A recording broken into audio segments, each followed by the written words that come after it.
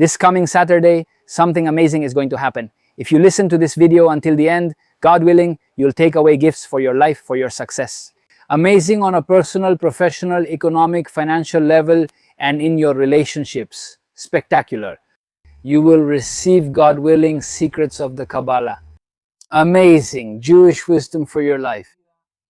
Amazing, amazing. Listen until the end of the video, and I want you to tell me afterward if you really got new ways to see your life and gifts you never expected. First, let me explain why I'm telling you that something amazing is going to happen. You should know that our Jewish sages, Hebrew wisdom, teach us that we have to live with the times. What does it mean to live with time? Every moment of your life and every moment that surrounds us, that is, every period we live through, holds its own special energy. Many people look at horoscopes and all kinds of things to see what the future holds. I'm going to explain something very simple to you. The Creator gave the people of Israel the secret of time as a gift, to know what is hidden in each week, in each day, obviously. Today we're going to talk about what's going to happen this Saturday. What you understand about this Saturday is also related to the coming week. In other words, if you align yourself with the energy that I'm going to teach you about what's going to happen this Saturday, like I told you at the beginning, it can bring you many blessings and amazing gifts in your life. On a personal level, in relationships, in every aspect of your life, God willing. So listen, but listen deeply to the very profound things, but also easy to understand, amazing things that our sages of Hebrew wisdom, our great Kabbalists teach us very well. What's going to happen this Saturday? This coming Saturday, 2 portions will be read in the Torah. It's interesting, 2 portions are read together. They're called in Hebrew Matot and Maseh. They are the last 2 Parshiot. Parshiot is the plural for portions of the Torah that are read this coming Saturday. From the book, it's called in Hebrew Bamidbar or Bemidbar, which means in the desert. It's translated as in the desert, or in Spanish, it's generally called the Book of Numbers.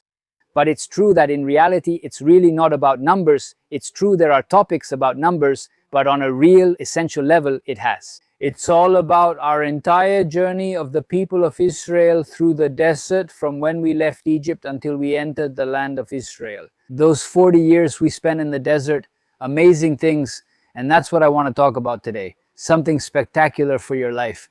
Don't think it's something that happened more than 3,300 years ago. It's true it happened, but it's relevant for today and for this Saturday. It's that diamond that, God willing, I'm going to teach you about and show you so that it has a lot of relevance for the success and blessing in your life. Amazing. Matot Maseh, very well. As I told you, we finished, or rather we are about to finish this coming Saturday, the book of Bamidbar or Bemidbar, the book of Numbers. And there's something incredible. You have to know that the people of Israel, we went through 42 stations in the desert journeys, that is 42 geographic locations are listed through which the people of Israel passed during their journey in the desert. There were stations where we stayed for many years, others much less. That is, everything happened, obviously, according to the will of the Creator. Something very interesting is how we knew when to break camp and move on. Interesting. You know how? It was impressive. Maybe you've heard about the clouds of glory and the pillars of fire. Basically, in that way, the Creator, God, would tell us when the cloud moved, it was a sign that we had to move on. At night, the pillar of fire would appear, and the clouds of glory, Ananei Akavod, that's in Hebrew, or the clouds of honor, of glory. They were there during the day. It was amazing. They were clouds, obviously. It was 40 years of miracles truly revealed of the Creator's love for His people, for the people of Israel. Really, the clouds of glory would embrace us. Basically, they protected us. Think in the desert, wild animals, climatologically speaking, a very difficult climate, heat, boiling sand. There are spectacular things that I'm going to tell you about. For example, our sages explain that the feet of the people of Israel during these 40 years, think about it, stepping, they didn't have sports shoes like today with cushioning. Obviously, think about it, more than 3,300 years ago, 3,337 years ago. Basically, obviously, either barefoot or with some very basic sandals.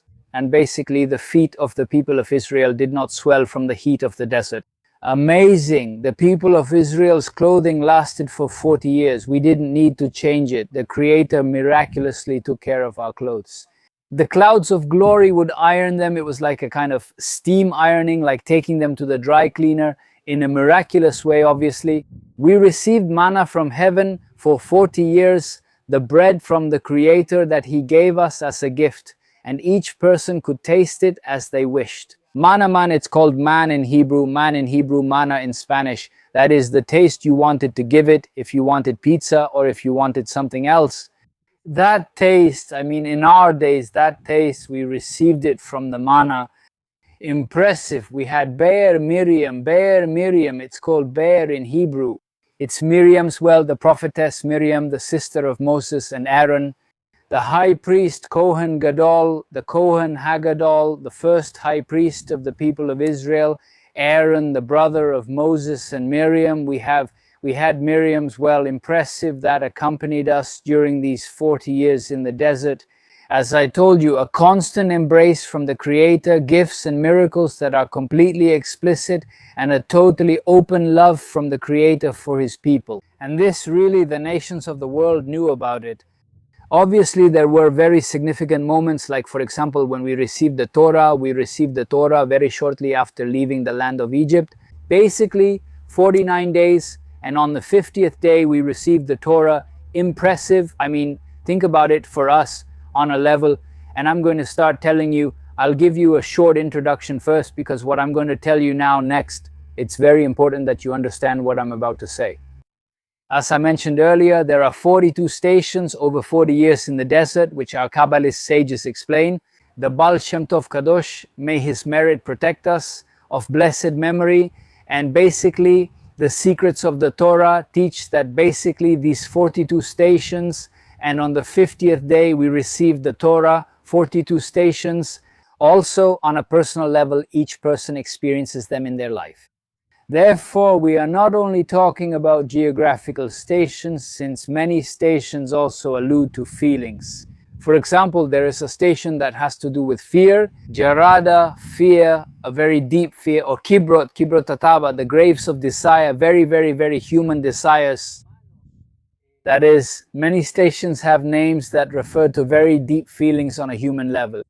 Therefore, you have to know that each station, and this is the Torah, you have to know that what I'm going to teach you now applies to the entire Torah.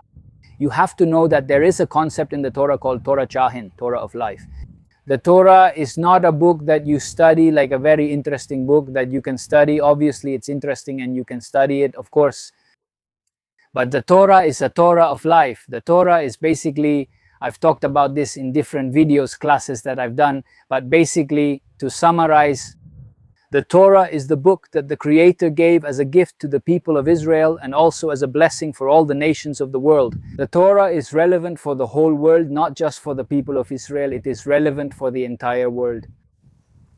Obviously, each nation, that is, the people of Israel, have their mitzvot, obviously the commandments for the people of Israel, but there are also commandments that have to do with the whole world, all the nations of the world. Obviously, this is very deep, but just so you know, when I talk about the Torah, I'm not only talking about the Torah that the Creator gave to the people of Israel, and that's it. The Torah that the Creator gave to the people of Israel on Mount Sinai 3,337 years ago is obviously relevant for all the nations of the world. Therefore, whether you are Jewish or not, this is relevant for you. Very well, I want to continue because this is very deep and very relevant to your life, so listen until the end because this can really change your life. These 42 stations, as I told you, have names that refer explicitly to a person's feelings.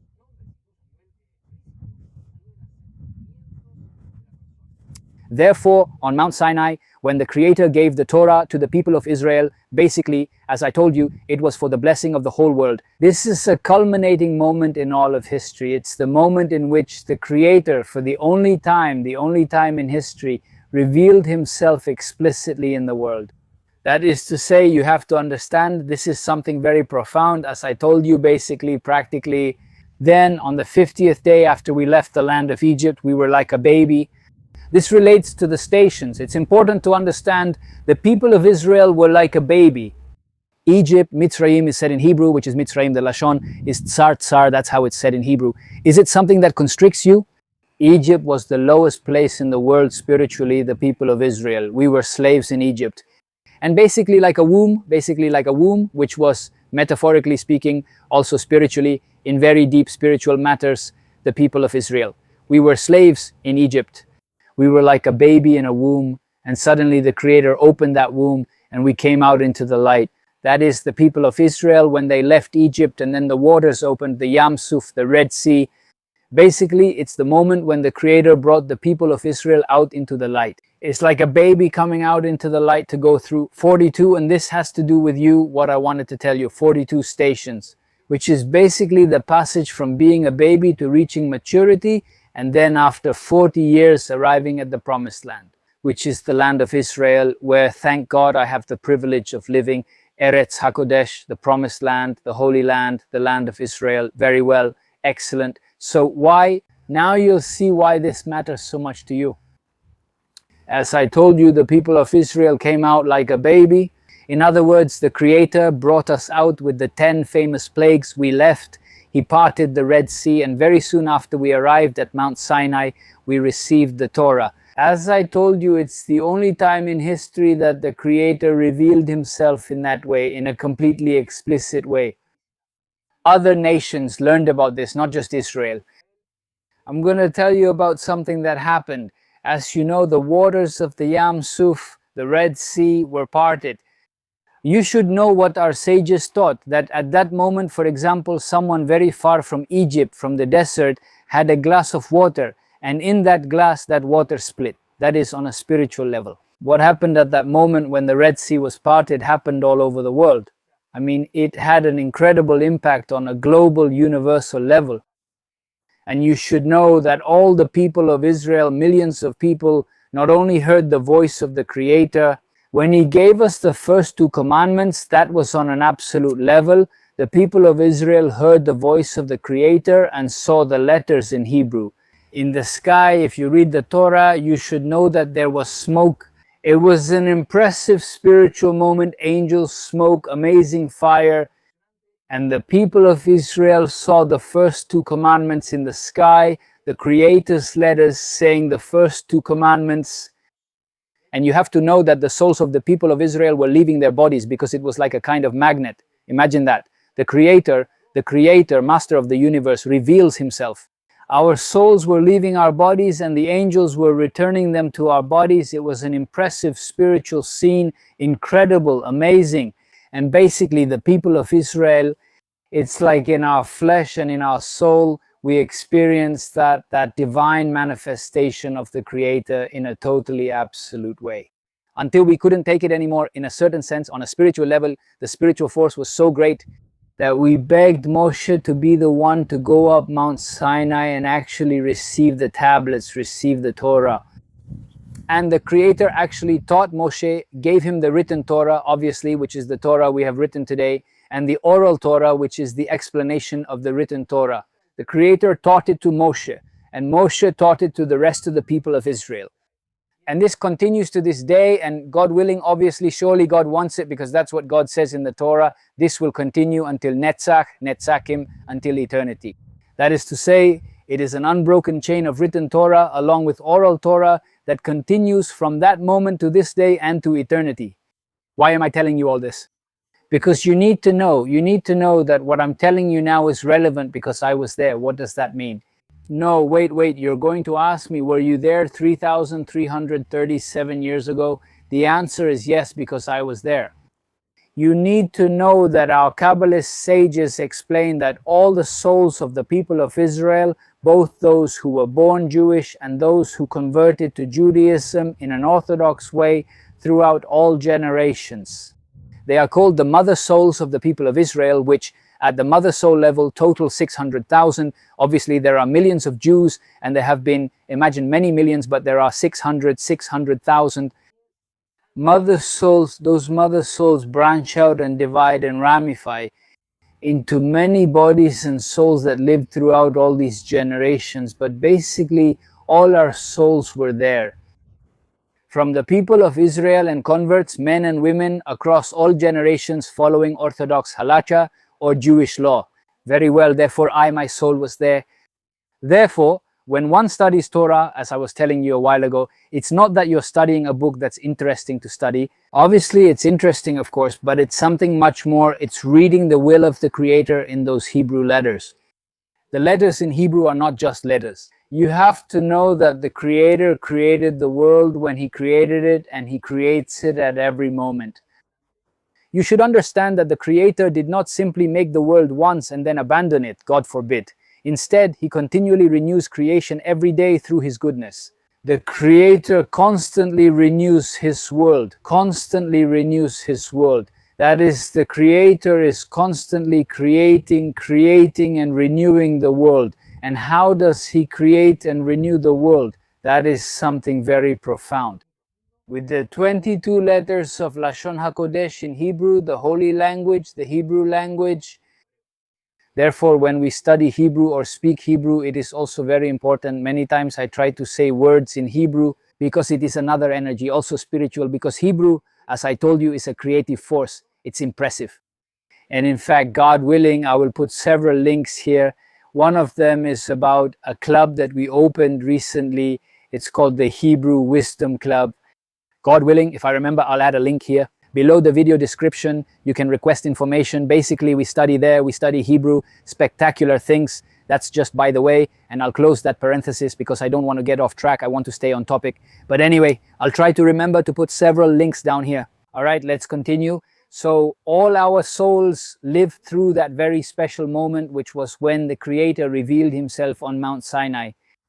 And now what happened at these 42 stations? You should know that you can see these stations as geographical places, which they really were. We go from one place to another and to another place, and they are names and places, perfect, yes, until we reach the land in heaven, of course. But now, and this has a lot to do with you, you should know, as I was telling you a while ago, that each place, each station has an emotional, psychological connotation. That is, for example, as I told you, there is a place called Harada, another place called Tavot, Harada. It's fear, a very deep fear, or Kibrot, Atava, the graves of desire, or Mara, bitterness. That is, everyone goes through different stations in life. And this, if you understand this, it can really, like I told you at the beginning of the video, it will change your life. Because this energy will be here this Saturday. Actually, obviously, this energy is always here, but every week this energy gains a much greater value and strength. Because, as I told you, our Kabbalist sages teach that you have to know how to live with time. And how do you live with time? According to the weekly portion of that week. Again, the Parashat HaShavua for this coming Saturday is Matot Masei. That is, if you align yourself with that energy of time, you can really harvest fruit and uncover diamonds. In a certain way, metaphorically speaking. If you don't know it, you won't get it because you'll stay on autopilot and keep living as you always have. But if you truly grasp what I'm teaching about understanding, and now I'm going to zoom in, like using a microscope, like a laser. I'm going to guide you now so you understand. Understand, God willing, how you can, in some way, with everything I've told you and everything I'm about to tell you, how you can extract diamonds from what I'm going to tell you. Basically, you have to understand that your life, as I told you, just like the people of Israel left Egypt like a baby, matured in the desert to reach the land of Israel, your life also has 42 stages. 42 stages that are distributed, obviously according to what the Creator sees fit. Of course, for your own good, of course. You have to know that everything the Creator does is for your own good. Therefore, you have to see that you have stages, some that are more relaxed, more joyful, calmer, but you can also have some stages that are more about, like I told you, the stage is called Mara, bitterness. You can have a moment of difficulty, but you have to see that this stage is set for your own good. Of course, you have to see how you can get diamonds out of that bitterness. Instead of becoming bitter, you can work on introspection, understanding, not to let it lead you to bitterness and sadness, but for example, to reflection, to seriousness, but with joy. Do you understand the difference? That is, each stage has its own potential. That is, in Hebrew, there is an interesting word in Hebrew called coach. Coach on a simple level means strength, but it also means potential. Something that is becoach, as they say in Hebrew, has potential, a being, an infinite potential of being. It also means strength, but that's something already achieved. Someone who acted with strength did so forcefully. It's an accomplished action, but something becoach refers to potential. Therefore, you have to see that every stage in your life has potential. Therefore, it may be that you have a moment of potential bitterness, but you can turn it into a potential for introspection and joy, or a potential for despair. Desire, tabotata, kibrotataba. Taba is desire, animal desire, the most basic human desire. But one can take that desire and direct it toward love, toward pure love, toward wanting to give, toward wanting to do good. That is, each stage you can see it as something that can take you to a negative place. Very basic, animal, God forbid. Or take that desire or that emotion to a very pure place of wanting to do good, of wanting to improve, of wanting to help others. I'm giving you examples. Think about it. There are 42 stations. We're talking about some in particular so you can understand the concept. Therefore, you have to understand that unlike angels, you have to know that the Creator made angels perfect. Angels don't have free will. They don't have stations they have to go through. And really, each station doesn't present them with a challenge, and they don't have to grow with that challenge. They don't. The angel has a mission, whatever the Creator tells him, and the angel does it perfectly. Now you, right, you have a gift that the angel doesn't have, which is your free choice, your ability to choose, and it's a key that the Creator gives you, God gives you at every moment. And like I told you, each one of these 42 stations are calls from the Creator to tell you, well, here you go, here's a station, what are you going to do with this station? Like I told you, it could be bitterness, it could be desire, it could be what else? That is to say, think about it, many stations in your life when you are a child, for example, the child expects the world to somehow adapt to him. He wants to have a life, obviously a happy life. We all want to have a happy life, but the child doesn't ask himself, well, how do I improve this world? How do I transform myself? No, that's something that comes when we are older. Therefore, there are seasons that are more in a way that involve our childhood, our stage of childhood, but there are seasons that involve more our stage of maturity. And now I imagine you are in a stage of maturity, obviously, and you have to ask yourself, we all have to ask ourselves, is it how? In each season of my life, I in some way transform myself. I use my free will to use that season to grow. And in some way, if I transform myself, I help this world to transform for the better. And in this way, I am a partner of the Creator to make this world a better world, which is really why the Creator, that's why He created this world, so that we could be His partners in improving this world, so that we have a connection with Him. The Creator made this world to have a connection with us. And how is that connection? Through our free will, our prayer. Talk to the Creator in your own words without being eloquent. Ask Him in every season of your life. Now we're wrapping up a bit, but basically try to see how every season of your life is a call from the Creator for you to grow. And you can reach spiritual levels that angels cannot reach because you have free will. And here each season is a call for you to turn that call into an opportunity to talk to the Creator, to ask Him for guidance, to do His will with much joy and a heart. And try to take advantage, try to make the most of each of these 42 stations of your life to take yourself to the best place you can. Obviously, always trying to do good, as I told you, talking to the Creator and asking God for guidance to help you fulfill your mission in life, which is unique.